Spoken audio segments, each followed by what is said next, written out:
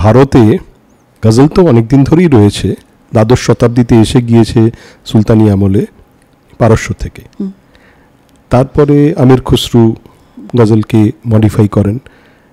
প্রথমে ইরানে যে গজল হতো সেগুলো তো, গজল তো আসলে অনেকগুলো শের, সেগুলোর কম্পাইলেশন, সেটাকে পড়া হতো। গাওয়া কিন্তু সুর করে গায়ে লোকে, আসল হচ্ছে কিন্তু শেরটা বলা। এবার আমির খুসরু দেখলেন এই 20-30টা শের, সবগুলোর ওজন সমান থাকে না, বাহার বলে, তখন উনি ওটাকে বেঁধে দিলেন 5টা বা 6টা শেরে। আর এর মধ্যে একটা থাকে মাতলা, প্রথম শের, লাস্টে থাকে মাক্তা।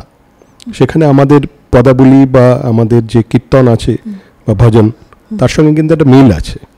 ভজন বা কীর্তনেও পদকর্তা যিনি, তার নামটা শেষে আসে, হ্যাঁ, মীরা বা সুরদাস। তেমনি গজলেও কিন্তু লাস্টের যে শেরটা সেটা হচ্ছে মাক্তা, তাতেও কিন্তু যিনি শায়ের তার নামটা আসে, সেটাকে বলে তাকাল্লুস।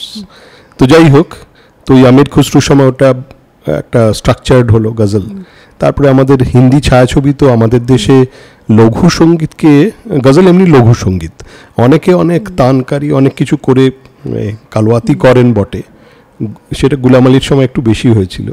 মেহেদী হাসান কিন্তু অতটা নন। কিন্তু অ্যাকচুয়ালি গজল হচ্ছে সিম্পল কবিতা, সেটাকে একটু সুর করে পড়ে যাওয়া।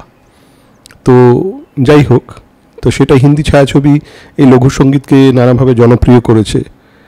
তো শুরুর দিকে যখন নওশাদ ছিলেন, মদন মোহন, রোশন, এরা ছিলেন, মদন মোহনকে বলাই হতো গজল কিং।